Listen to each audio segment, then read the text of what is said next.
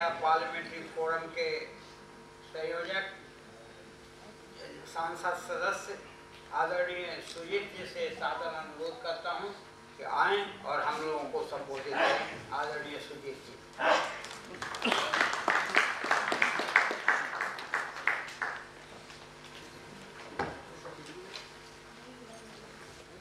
नमस्कार,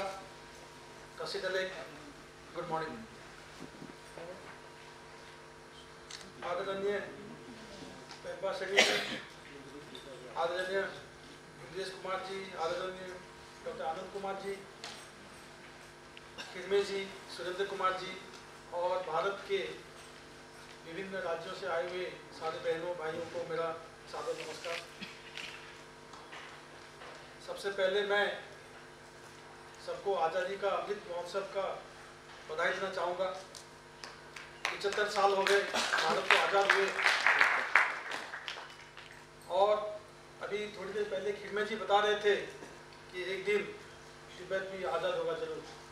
मैं जब भी मेरे तिब्बतन मित्रों से मिलता हूँ मैं उन्हें एक ही बात कहता हूँ, 200 साल लगे थे हमें आज़ाद होने में, हिंदुस्तान को 200 साल लगभग लगे थे। आपका स्ट्रगल तो अभी 60 साल 65 साल हुआ है, तो इसलिए हम लोग को हिम्मत नहीं हारना है। वो दिन जरूर आएगा जिस दिन तिब्बत आज़ाद होगा और हमारे तिब्बत के भाई और बहनें अपने देश जा पाएंगे। लेकिन तब तक हमें मुद्दा को जीवित रखना है। The issue should be kept alive.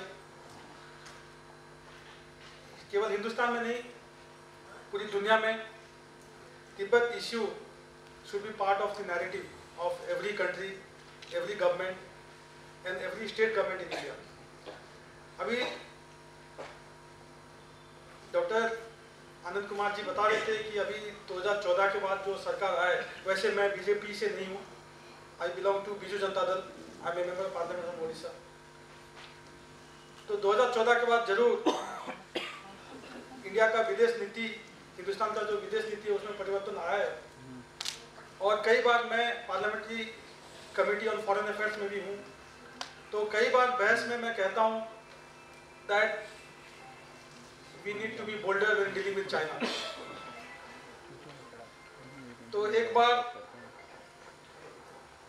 Honourable minister doctor Jaishankar भी थे मीटिंग में, तो वो थोड़ा सा इरिटेट होते हुए बोले, सुजीत जी आपको लगता है कि पहले सरकार जो थे उनका नीति was better for विदेश नीति was better than ours? तो मैंने कहा no sir, not at all. If anything, this government has done much better in dealing with China than the previous governments, but it's not enough. It's certainly not enough. मैं parliament में एक Tibet policy bill, private member bill submit किया था। आप जानते होंगे US Congress का Tibet policy and support act एक है, एक रेसिप्रोकल एक्ट है। तो on similar lines, I intended to have a legislation in India. मैं चाह रहा था कि भारत सरकार का भी अपना एक नीति हो तिब्बत के ऊपर। तो मैं प्राइवेट मेंबर, मैं बता दूं, एवरी मेंबर ऑफ पार्लियामेंट, हर सांसद को एक क्या बोलते अपॉर्चुनिटी मिलती है कि वो एक प्राइवेट मेंबर बिल इंट्रोड्यूस कर सके। अगर लगता है कोई सांसद को कि किसी इशू पे देयर इज नो लॉ और देयर इज नो एक्ट, अभी तक in last 75 years rather, only 14 private members bill have become an act. अभी 14 ही बने। तो मैं चाह रहा था कि तिब्बत पे ऐसा एक एक्ट हो, तो मैंने सबमिट किया था। लेकिन दुख के साथ कहना पड़ रहा है कि I was urged by government of India to withdraw that bill. और ऑब्वियसली सरकार की जो रिक्वेस्ट थी उसको मैं पालन किया मैंने और उसको विड्रॉ किया। लेकिन अभी जो बता रहे थे डॉक्टर आनंद कुमार जी, 1967 में लास्ट चर्चा हुआ था तिब्बत के ऊपर पार्लियामेंट में। तो तिब्बत के ऊपर चर्चा तभी होगा जब आप लोग अपने अपने मेंबर्स ऑफ पार्लियामेंट को, अभी जैसे आनंद कुमार जी बता रहे थे, you pressurise them that Tibet is too important an issue to be discussed.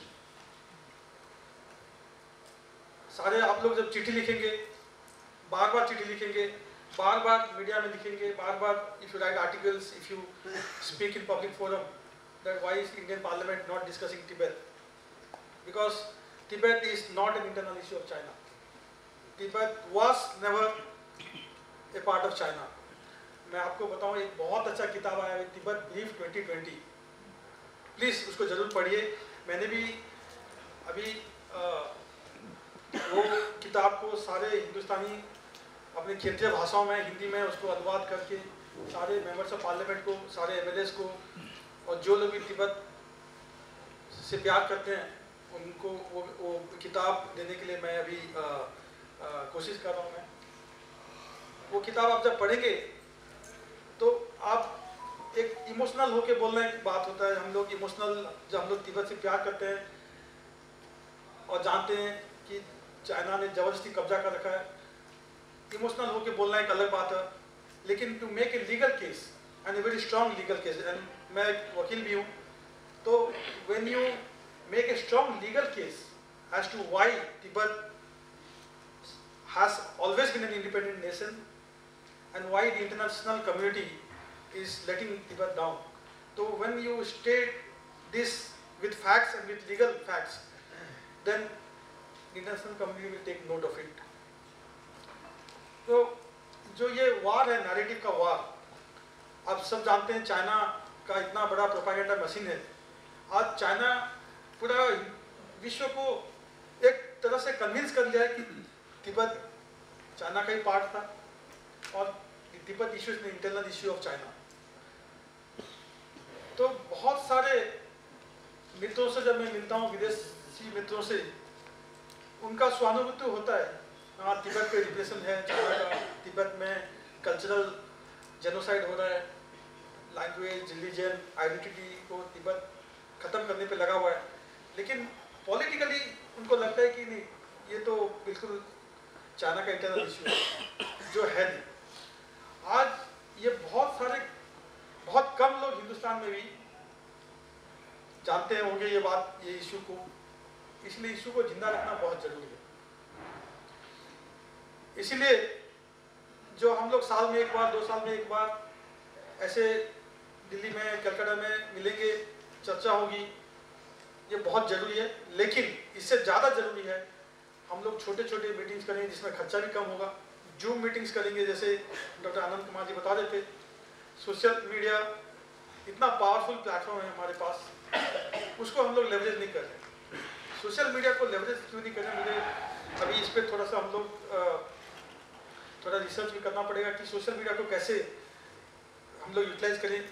और वीगट भाई लोग जो हैं हमारे, उनके ऊपर भी जो अत्याचार चल रहा है, मुझे लगता है कहीं ना कहीं उनका जो सोशल मीडिया का जो the way they are able to utilize social media is better than the way we have been able to utilize social media for the Tibetan cause. तो सोशल मीडिया पे हम लोग सब इस पे और कैसे अच्छा से उसको यूटिलाइज करके सोशल मीडिया प्लेटफॉर्म को, तिब्बतन कॉज को हर हिंदुस्तान के गांव में पहुंचाना है. सिर्फ दिल्ली में, अभी आप अपने ही राज्य में, अपने ही जिले में देखिए कितने लोगों को तिब्बत इशू के बारे में पता होगा. तो ये जरूरी है कि हर जिले में एक एक छोटा छोटा मीटिंग हो तिब्बत के ऊपर, बिल्कुल जूम मीटिंग हो, हर स्टेट कैपिटल में इस पर चर्चा हो, तभी जाके हिंदुस्तान के लोगों को पता चलेगा कि क्या चल रहा है तिब्बत में.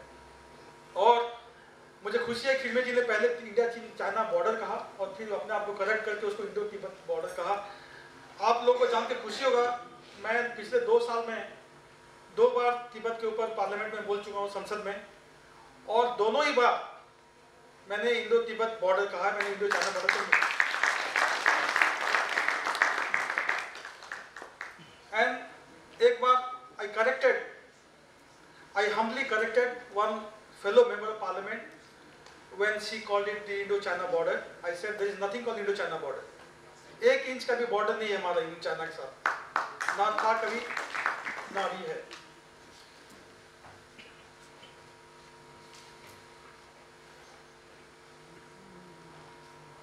आप लोगों को एक और जानकारी मैं देना चाहूँगा कि मुझे तिब्बत की पावन मिट्टी पे जाने का सौभाग्य मिला था 2009 में. खिलमे जी को पता है ये बात. 2009 में कुन्निंग से बाई रोड हम लोग गए थे, करीबन 3-3.5 दिन लगा था। और उस समय जो हालत था, आंसू आ गए थे। अब तो हालत उससे कई गुना बुरा है, कई गुना बुरा है। और उस समय हम लोग जब गए थे मोनेस्ट्रीज, कुछ मोनेस्ट्रीज गए थे, और जब वहाँ पे जो मॉन्क्स थे उनको पता चला कि मैं हिंदुस्तान से आया हूँ,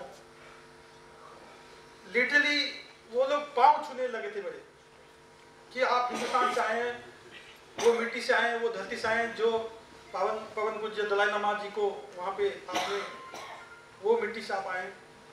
और वो ऑब्वियसली हिज होलीनेस का फोटो वो लोग रख नहीं सकते ओपनली, लेकिन ट्रंक में, इस बक्सा में सबके पास फोटो था। और इतने इमोशनल हो गए वो एक हिंदुस्तानी को देख के, मैं आपको बता नहीं सकता। तो मुझे लगता है, लोग मुझे पूछते हैं आपका तिब्बत के साथ क्या नाता है। मैं कहता हूँ मैं तिब्बतन तो हूँ नहीं, लेकिन शायद पिछले जन्म में जरूर कुछ ना कुछ नाता हुआ होगा, क्योंकि 2007 से I been following His Holiness, और मुझे 2 बार उनसे मिलने का सौभाग्य मिला है, कई बार मिलने का सौभाग्य मिला है, लेकिन 2 बार एक्सक्लूसिवली वन-on-one हिज होलीनेस के साथ समय बिताने का सौभाग्य मिला है। और मुझे लगता है जरूर कोई ना कोई कनेक्ट है। तो इसलिए जब मैं मेंबर ऑफ पार्लियामेंट बना, और जब all India parliamentary forum on Tibet जो लेट MC चगला जी के समय से शुरू हुआ था, और कई दिग्गज जिसके कन्वीनर बने, जॉर्ज फर्नांडिस साहब, अटल बिहारी वाजपेयी जी, जिन महारथियों ने वो फोरम का दिग्दर्शन किया है, आज उस फोरम का कन्वीनर बनना मेरे लिए इतना बड़ा सौभाग्य है। तो फोरम 2016-17 के बाद थोड़ा डिफरेंट था। तो जब मैं मेंबर ऑफ पार्लियामेंट बना तो जयराम रमेश जी, मनीष तिवारी जी, और इसमें सारे पार्टीज के, ऐसा नहीं कि सिर्फ बीजेपी से हैं, और हर पार्टीज के हमारे मेंबर्स हैं उस फोरम में। अभी मेनका गांधी जी हैं, राजीव चंद्रशेखर जी थे अंटिल ही बिकेम मिनिस्टर। जब मिनिस्टर बने तो obviously because of obvious reason, geopolitical reasons, उनको छोड़ना पड़ा।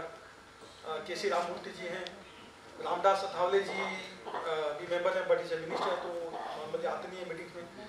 तो उसको हमने डिसाइड किया कि वो फोरम को थोड़ा जो डिफंक्ट हो गया था उसको रोबस्ट बनाया जाए। और हम लोग कोशिश कर रहे हैं कि हर पार्लियामेंट सेशन में उसका एक मीटिंग हो। सिर्फ मीटिंग नहीं, अभी उसको जेन्युइनली एक्टिव करना है वो फोरम को। और उसके अभी 2-3 हमारे जो मुख्य अभी हम लोग फोकस कर रहे हैं, उसमें एक तो है परम पूज्य दलाई लामा जी को भारत रत्न देने का। आपको जान के खुशी होगी कि अभी एक सिग्नेचर कैंपेन हम लोग शुरू किए हैं मेंबर्स ऑफ पार्लियामेंट का, और about 40 MPs have already signed और आर विलिंग टू साइन। और हम लोग को उम्मीद है कि हम लोग 100 से भी ज़्यादा MPs के सिग्नेचर लेके ऑनरेबल PM को अभी विंटर सेशन में, ऑनरेबल HM को वो सबमिट करेंगे। और हिज होलीनेस को भारत रत्न देने का हम लोग 3 जस्टिफिकेशन बताते हैं। सबसे पहला, India will be honouring itself by honouring His Holiness. India will be paying a civilisational डेब्ट टू तिब्बत। देखिए, बुद्धिज्म यहाँ से शुरू हुआ था, लेकिन आज अगर बुद्धिज्म पूरे विश्व में, आज बुद्धिज्म की जो फिलोसफी है, जो टीचिंग्स हैं, उसको किसी ने जीवित करके रखा है तो वो है हिज होलीनेस। तो this is a debt that we are paying. हम लोग एक हिंदी में ऋण कहते हैं, क्या कहते हैं, उड़िया में तो ऋण कहते हैं, एक जो डेट है हम लोग we are reaping back by honouring His Holiness. दूसरा है, कब तक डरते रहेंगे हम लोग चाइना से? अगर चाइना के डर से हम लोग नहीं दे रहे हैं भारत रत्न, तो this will be a message to China that this is a different India. This is a different India. India will decide what it will do, not out of geopolitical compulsions, but because it has an independent mind. And who better than His Holiness today in contemporary India who deserves the Bharat Ratna more than him? और तीसरा reason जो बताते हैं हम लोग, आपको पता ही है फादर ऑफ द नेशन हमारे राष्ट्रपिता बापू जी को नोबेल प्राइज नहीं मिला था, और बाद में Nobel committee 2 bar twice Nobel committee has said that it has been the greatest mistake of the committee not awarding the Nobel Peace Prize to महात्मा गांधी। तो ये भूल हम जो नोबेल कमेटी का जो भूल था, और आज तक शायद ऐसा कोई ही होगा जो non violence, peace, compassion, love का बात पूरी दुनिया में जिनकी बात होती है महात्मा गांधी जी का, तो no one probably is more deserving of the Nobel peace prize than Mahatma Gandhi. तो वही बात आज परम पूज्य दलाई लामा जी करते हैं। आज पूरे विश्व में परम पूज्य दलाई लामा जी को is known as the greatest ambassador of love and compassion and peace. तो उनको जो message of peace and non violence which is the greatest gift to the world from India,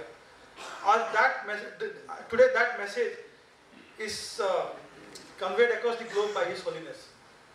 तो उनको by honoring him with this with the highest civilian award of India, India will be honoring itself. दूसरा हम लोग अभी मांग कर रहे हैं and we will be meeting the speaker Om Birla जी से हम लोग मिलेंगे बहुत जल्दी, that His Holiness को इनवाइट किया जाए to address a joint session of parliament.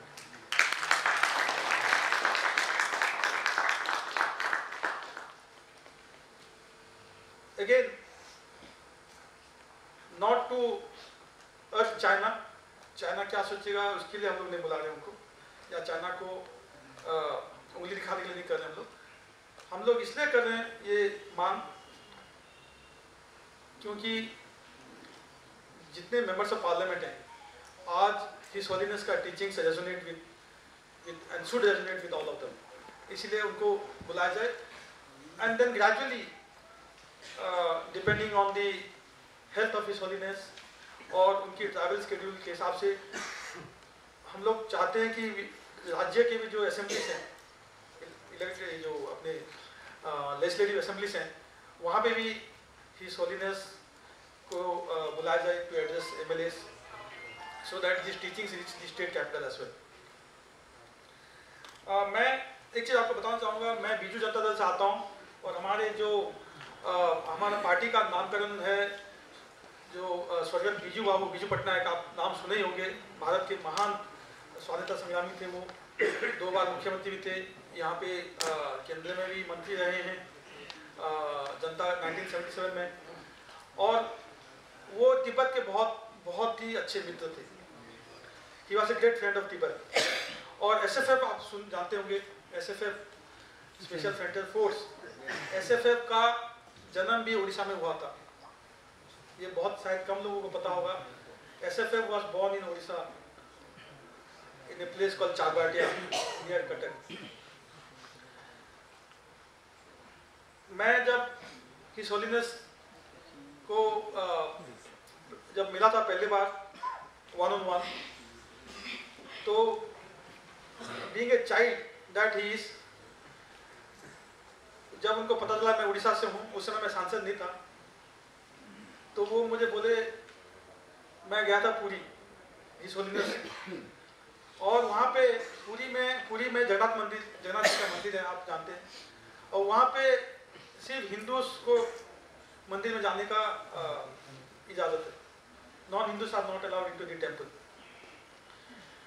तो जो भी रीजन हो, हिज होलीनेस को 2003 में जब गए थे उड़ीसा जगन्नाथ जी के मंदिर में जाने का, उनको अलाउ नहीं किया गया। तो हिज होलीनेस जब मैं मिलने गया था उनको धर्मशाला 2012 में, तो मैं एक जगन्नाथ जी का फोटो लेके गया था, frame photo, and I didn't know this story. So when I gifted this to His Holiness, he said, I could not visit the Lord, so the Lord has come to visit me.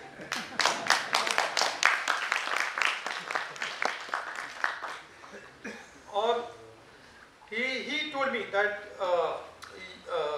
Biju Patnaik, late Biju Patnaik ji हमारे बहुत अच्छे मित्र थे, और 1962 war में Biju Patnaik he was pilot. He was the chief minister of Orissa then.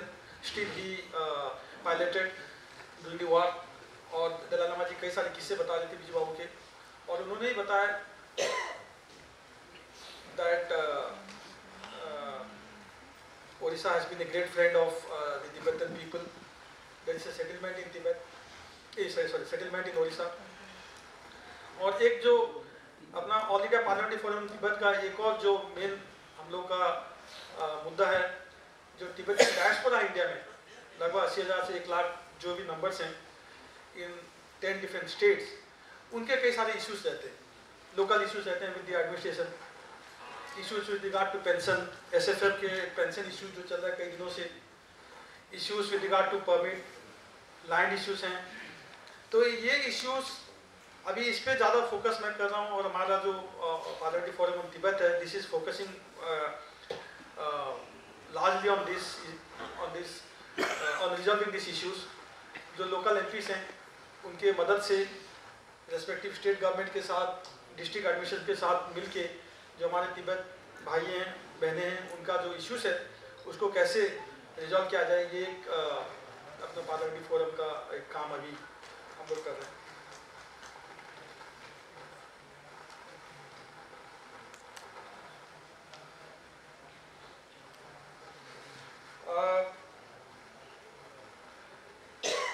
एक बहुत बड़ा ambitious हमारा गोल है that government of India should recognise CTA as the legitimate government, but आपको पता ही है it's unlikely to happen soon because of obvious reasons. लेकिन this is also something which we will be urging the government. We also will be urging government of India to reach out to the United Nations to call a special session of the UN General Assembly to discuss Tibetan issues. Again, this is unlikely to happen soon. लेकिन जो बहुत बड़ा एक issue है जिस पे भी कम चर्चा हो रहा है, भारत सरकार भी उस पर कम चर्चा कर रही है और अपने जो तिब्बतियन साथी हैं वो भी उस पर कम चर्चा कर रहे हैं, जो एनवायरमेंटल डिस्ट्रक्शन हो रहा है तिब्बत में। आप अभी जो ग्लोबल वार्मिंग का जो रियलिटी है उसका सबसे बुरा असर अगर कहीं पे हो रहा है तो वो तिब्बत पे हो रहा है, because of wrong policies of China. Like a typical colony, Tibet is being exploited by China for its mineral wealth. और वहाँ पे जो डैम्स बना रहा है चाइना, उसका सबसे बुरा असर पड़ेगा इंडिया पे। अनफॉर्चुनेटली ये बात अभी चर्चा पे नहीं हो रहा है कम, लेकिन मैं चाहूँगा कि जो तिब्बत सपोर्ट ग्रुप्स हैं इस बारे में भी थोड़ा सा चर्चा को अपने एजेंडा में रखें, जहाँ पे भी चर्चा हो इस बारे में भी चर्चा रखें। Tibet occupies only 2% of world's land mass, पूरे विश्व का बस 2% उसका जो जोग्राफिकल एंटिटी है वो तिब्बत है, लेकिन 20% ऑफ फ्रेश वाटर एंड जो रॉ सॉइल बोलते हैं वो तिब्बत में है। तो इतना बड़ा जो नेचुरल एसेट है, China is hello bent on looting it and exploiting it. तो इसको भी आप थोड़ा सा अपने एजेंडा में रखें हर मीटिंग में, और गवर्नमेंट ऑफ इंडिया को, जो पॉलिटिकल लीडरशिप हो, इनके ऊपर भी ये प्रेशर बनाए रखें कि इस बारे में चर्चा हो। अंतिम में मैं धन्यवाद दूंगा खिड़मे जी को और आप सभी को, मुझे आज यहाँ बुला के मुझे आज कुछ बोलने का आपने जो मौका दिया, और एक पॉलिटिकल आज यहाँ पे, और there is no other member of parliament, तो let me speak on behalf of my fellow MPs that political leadership, political involvement बहुत जरूरी है मूवमेंट को आगे लेके जाने में। देयर आर फ्यू एमपीज, कम हैं, अभी 10-12 एमपीज ही हैं जो ओपनली तिब्बत इश्यूज पे बोलना चाहते हैं या बोलने का हिम्मत रखते हैं या फिर आगे आना चाहते हैं। तो उनको हम लोग को साथ में लेके चलना है, इन्वॉल्व करके चलना है, क्योंकि पॉलिटिकल इन्वॉल्वमेंट नहीं रहेगा तो मूवमेंट ग्रासरूट में नहीं पहुंच पाएगा इंडिया में। तो अगर हर गांव में, हर जिले में, हर शहर में तिब्बतन इशू को, तिब्बतन नैरेटिव को पहुंचाना है तो अपने को पॉलिटिकल लीडरशिप के साथ थोड़ा सा एंगेजमेंट बढ़ाना पड़ेगा, जो मुझे लगता है आज थोड़ा सा कम है। जो भी है जैसे डॉक्टर आनंद कुमार जी बता रहे थे एबीपी से जुड़े हुए हैं, आरएसएस से जुड़े हुए हैं, तो अभी वो लोग एमपीस हैं या मिनिस्टर्स हैं तो उनका लेवल है।